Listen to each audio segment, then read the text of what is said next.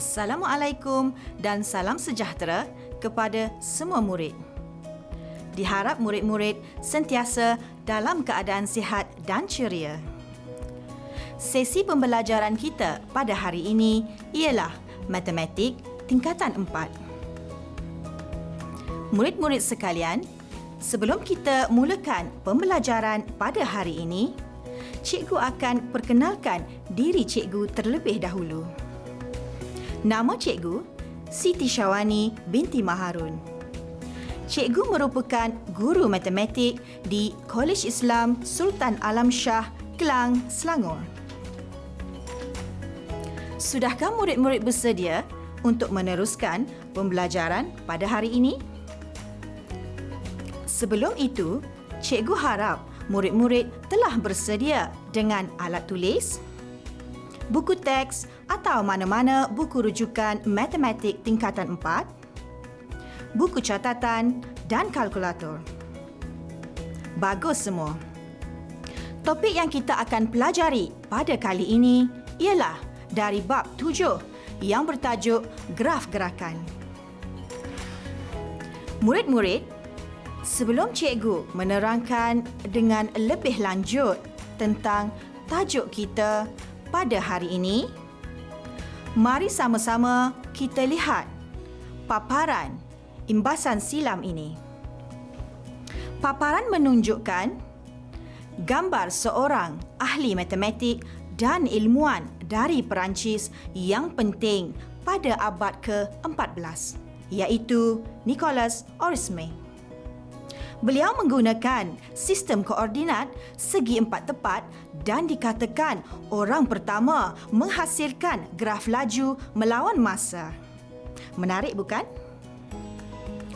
Baiklah, tanpa melengahkan masa, untuk pembelajaran pada hari ini, kita akan meneliti dua subtopik, iaitu berkenaan dengan graf jarak melawan masa dan yang kedua adalah graf laju melawan masa. Baiklah, bagi objektif pembelajaran yang perlu murid-murid kuasai pada hari ini ialah melukis graf bagi jarak melawan masa, mentafsir, menghurai dan menyelesaikan masalah bagi graf melawan masa, melukis graf laju melawan masa, mentafsir, menghurai dan menyelesaikan masalah bagi graf laju melawan masa. Murid-murid, apakah itu graf jarak melawan masa?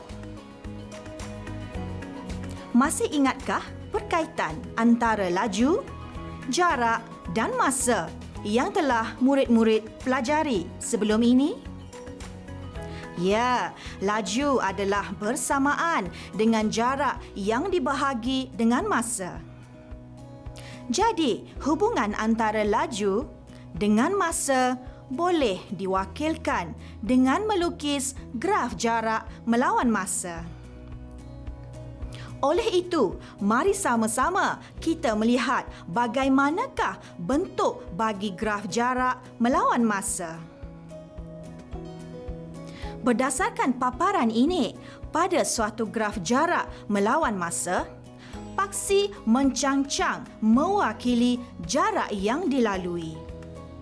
Manakala paksi mengufuk mewakili tempoh masa yang diambil. Kecerunan graf mewakili kadar perubahan jarak terhadap masa, iaitu laju. Maka sekali lagi, cikgu ingin tekankan hubungan antara laju dan masa boleh diwakilkan dengan melukis graf jarak melawan masa. Seterusnya murid-murid, mari sama-sama kita fahami bagaimanakah untuk melukis graf jarak melawan masa. Graf jarak melawan masa boleh dilukis dengan dua kaedah, iaitu yang pertama, apabila diberi jadual jarak dan masa. Kedua, diberi persamaan yang mewakili hubungan antara jarak dengan masa. Baiklah, mari kita sama-sama lihat contoh bagi yang pertama, iaitu melukis graf jarak melawan masa berdasarkan jadual jarak dan masa yang diberi. Murid-murid, bagi melukis graf seperti yang dilihat di paparan, pertama, murid-murid hendaklah memilih skala yang sesuai bagi mewakili jarak dan masa yang diberikan. Kedua, plot titik yang mewakili pasangan nilai jarak dan masa pada kertas grid atau kertas graf. Dan yang terakhir, sambungkan titik-titik yang diplot dengan menggunakan pembaris untuk memperoleh graf jarak melawan masa seperti yang dilihat di paparan. Mudah bukan? Murid-murid boleh mencubanya sendiri. Kita lihat pula bagaimana untuk melukis graf jarak melawan masa berdasarkan persamaan yang mewakili hubungan antara jarak dengan masa yang diberi. Berdasarkan soalan yang murid-murid lihat di paparan, hubungan antara jarak dengan masa yang diberi adalah diwakili oleh S sama dengan 50T. Masa yang terlibat adalah 0 hingga 3 saat. Untuk itu, mari kita bina dahulu jadual jarak dan masa seperti yang tertera di paparan. Murid-murid dapat melihat nilai-nilai bagi jarak yang diperolehi adalah berdasarkan nilai-nilai masa yang telah digantikan ke dalam persamaan S sama dengan 50T. Apabila jadual jarak dan masa sudah lengkap, maka proses melukis graf seperti yang cikgu telah terangkan sebentar tadi diulang untuk mendapatkan graf jarak melawan masa bagi persamaan yang telah diberikan. Murid-murid boleh melihat hasil graf bagi persamaan S sama dengan 50T di paparan. Cikgu harap murid-murid dapat melukis graf jarak melawan masa dengan baik. Baiklah murid-murid, kita teruskan lagi sesi pembelajaran kita dengan melihat bagaimana untuk mentafsir dan menghurai bagi graf jarak melawan masa. Untuk itu, mari sama-sama kita melihat paparan ini. Graf jarak melawan masa tersebut menunjukkan gerakan sebuah kereta bagi tempoh 5 jam. Graf OA menunjukkan kecerunan graf yang positif. Seperti mana yang cikgu sebutkan tadi, kecerunan mewakili kelajuan sesuatu gerakan. Maka, graf OA mewakili gerakan dengan laju yang seragam dan boleh ditafsir juga sebagai gerakan sejauh 100 km di dalam tempoh 2 jam. Yang seterusnya, graf AB menunjukkan kecerunan 0, maka boleh disimpulkan bahawa tiada perubahan jarak ataupun gerakan terhenti di dalam tempoh masa 2 hingga 3 jam. Graf BC pula mempunyai kecerunan positif, maka kereta ini dikatakan meneruskan perjalanan hingga ke C. Oleh itu, gerakan dari O hingga C boleh ditakrifkan sebagai gerakan kereta sejauh 250 km di dalam tempoh 5 jam. Baiklah murid-murid, Mari sama-sama kita mengkaji beberapa contoh untuk lebih memahami akan graf jarak melawan masa serta menyelesaikan masalah yang melibatkan graf ini. Sila lihat paparan ini.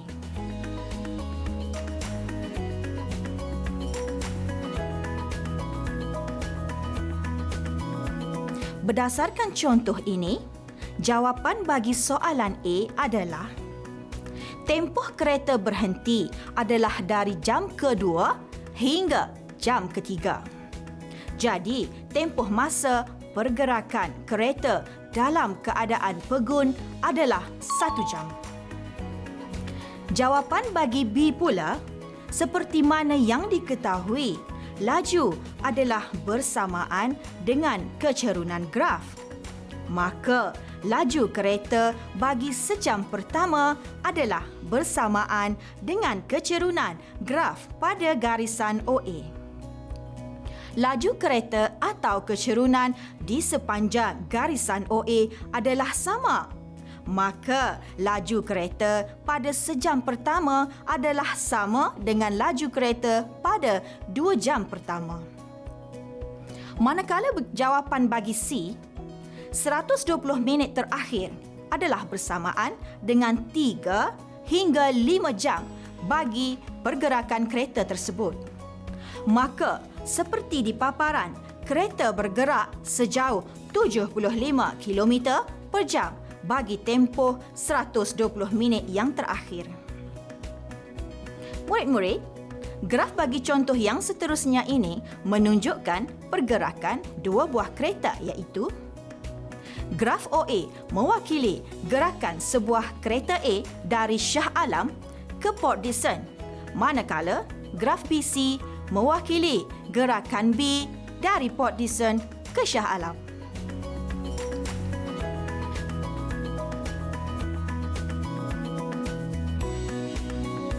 Bagi menghitung beza laju kedua-dua kenderaan tersebut, murid-murid perlu menghitung kecerunan bagi setiap graf tersebut seperti yang dilihat di paparan. Laju kereta A yang diperolehi adalah 60 km per jam, manakala laju kereta B adalah 40 km per jam. Tanda negatif untuk pengiraan bagi laju kereta B bermaksud arah gerakan kereta B bertentangan dengan arah kereta A. Maka, beza laju bagi kedua-dua kereta tersebut setelah ditolak hasil laju masing-masing adalah bersamaan dengan 20 km per jam. Bagaimana murid-murid? Senang bukan? Baiklah murid-murid. Bagi menguji kefahaman murid-murid, sila lihat paparan ini dan cuba selesaikan soalan tersebut.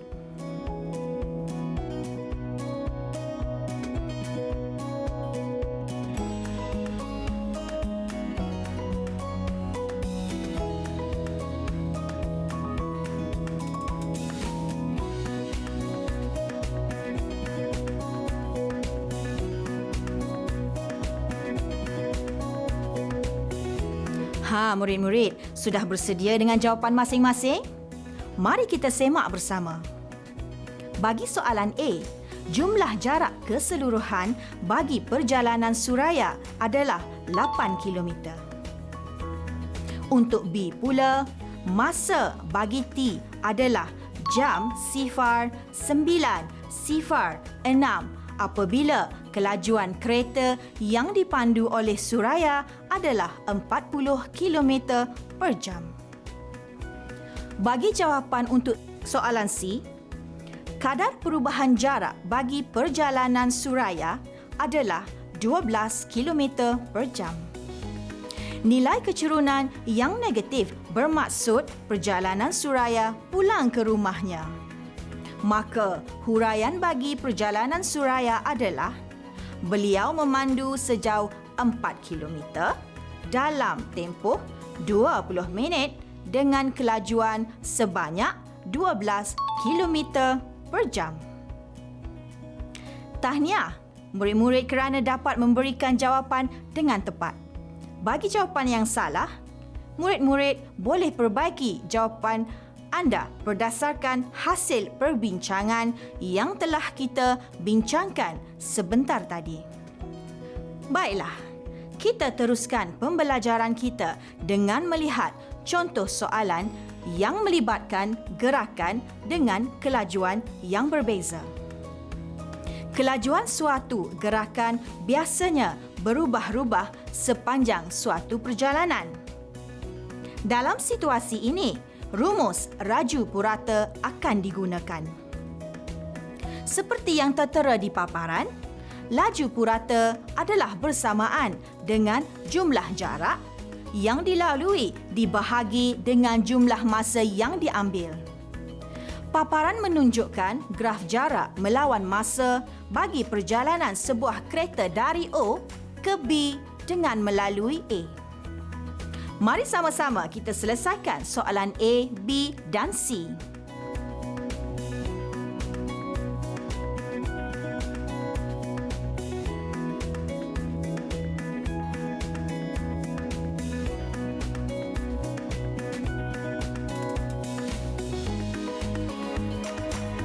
Bagi menghitung laju purata perjalanan kereta tersebut dari O ke B, rumus laju purata akan digunakan. Berdasarkan pengiraan tersebut, jawapannya adalah 45 km per jam. Seterusnya, bagi soalan B, untuk mendapatkan jarak di antara A dan B bagi graf kelajuan berbeza, sekali lagi rumus laju purata akan digunakan. Maka, jumlah jarak akan bersamaan dengan laju purata darab jumlah masa. Jadi, jarak ketika kereta berada di A adalah 75 km. Jadi, jarak antara A dan B adalah bersamaan dengan 15 km setelah jarak di A yang telah dihitung tadi ditolak oleh jarak di B. Bagi soalan C, boleh disimpulkan bahawa kereta bergerak sejauh 90 km dalam tempoh 2 jam dengan laju purata 45 km per jam. Faham murid-murid? Bagus sekali. Jadi, cikgu harap murid-murid sudah dapat mentafsir, menghurai serta menyelesaikan masalah bagi graf jarak melawan masa dengan baik. Murid-murid, bagi meneruskan pembelajaran kita pada hari ini, mari kita lihat pula subtopik yang kedua iaitu graf laju melawan masa. Pernahkah murid-murid melihat gerakan jarum pada meter laju kereta semasa bapa atau ibu murid-murid memandu kereta? Jarum yang menunjukkan nilai kelajuan akan berubah apabila pedal minyak atau pedal brek ditekan.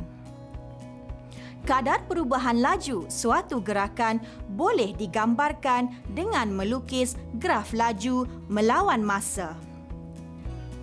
Mari sama-sama kita teliti bentuk graf laju melawan masa berdasarkan paparan ini. Pada suatu graf laju melawan masa, paksi mencancang mewakili laju suatu gerakan, manakala paksi mengufuk mewakili tempoh masa yang diambil. Kecerunan graf mewakili kadar perubahan laju terhadap masa iaitu pecutan. Murid-murid, sebentar tadi cikgu telah tunjukkan bagaimana kaedah untuk melukis graf bagi jarak melawan masa, bukan? Jadi, proses yang sama akan diulang bagi melukis graf laju melawan masa, tetapi apa yang berbeza hanyalah label di paksi Y sahaja. Paparan di hadapan murid-murid adalah hasil graf laju melawan masa yang telah diplot dengan menggunakan kaedah yang sama, tetapi jika diperhatikan pada paksi mencancang adalah diwakili oleh laju.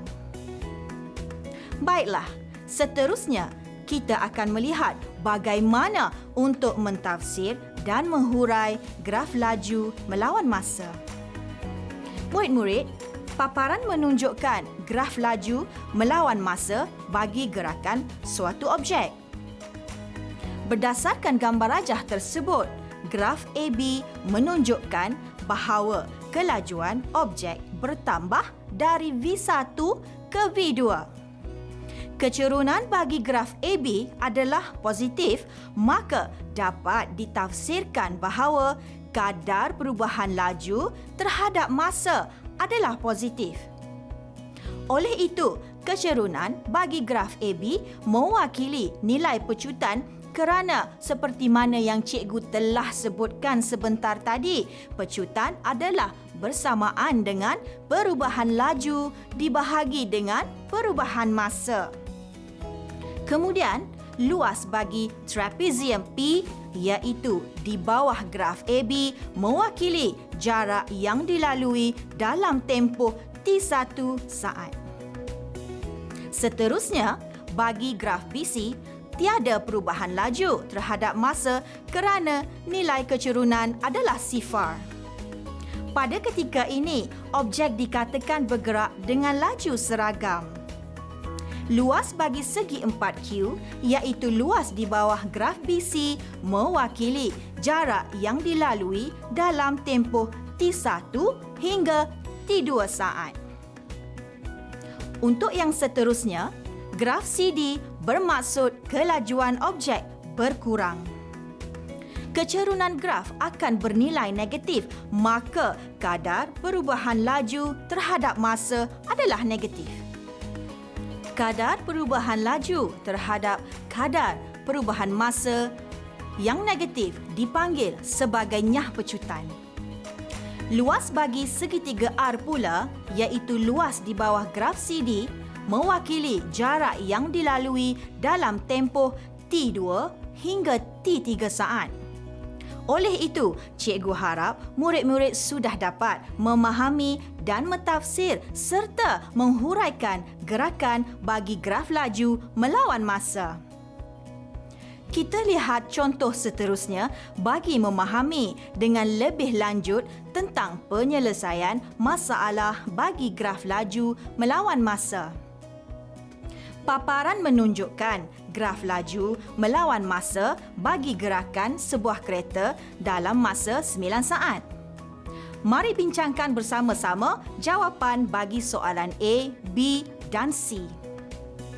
Bagi soalan A, kadar perubahan laju terhadap masa bagi 3 saat yang pertama adalah 10 meter per saat kuasa 2. Bagi jawapan untuk B pula, kereta bergerak dengan laju seragam 60 meter per saat bagi tempoh 3 saat yang kedua.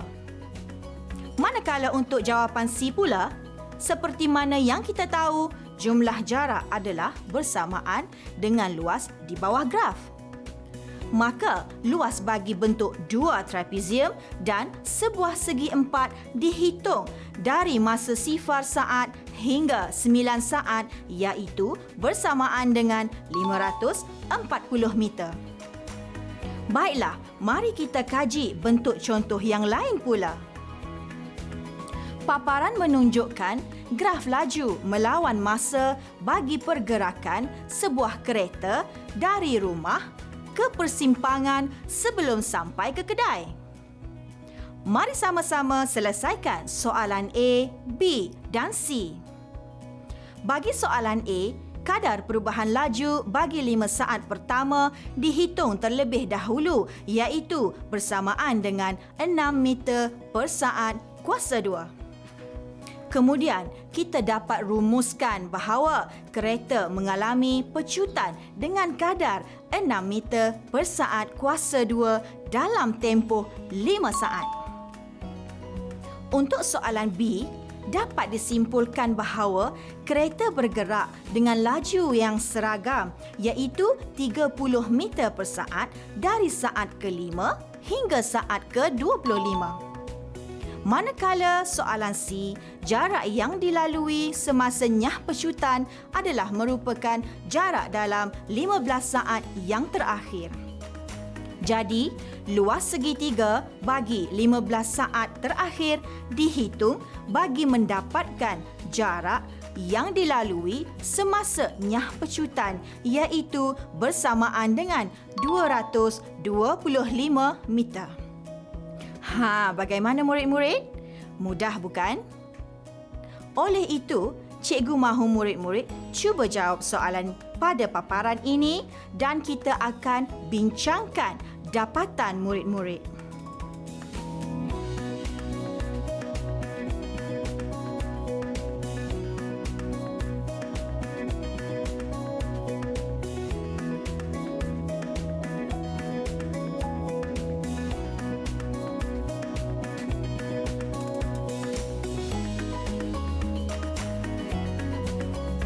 Sudahkah anda bersedia dengan jawapan masing-masing? Mari kita semak bersama-sama. Nilai V adalah merupakan laju akhir bagi kereta B untuk tempoh 16 saat. Berdasarkan maklumat yang diberikan daripada soalan, jarak kereta bagi A tolak jarak kereta bagi B adalah bersamaan dengan 280 meter. Seperti mana yang kita tahu, luas di bawah graf mewakili jarak yang dilalui oleh kereta-kereta tersebut. Maka luas di bawah graf OPQ dan graf RS dihitung, kemudian persamaan seperti dalam paparan diselesaikan bagi mendapatkan nilai V iaitu bersamaan dengan 40 meter per saat. Syabas murid-murid kerana dapat memberikan jawapan yang tepat. Bagi jawapan yang salah, murid-murid boleh perbaiki jawapan anda berdasarkan hasil perbincangan yang telah kita bincangkan sebentar tadi. Oleh itu, cikgu harap murid-murid telah memahami bagaimana untuk mentafsir, menghurai serta menyelesaikan masalah bagi graf laju melawan masa dengan baik. Sebagai rumusan pembelajaran pada hari ini, cikgu berharap murid-murid dapat melukis, mentafsir, menghurai serta menyelesaikan masalah bagi graf jarak melawan masa dan juga bagi graf laju melawan masa.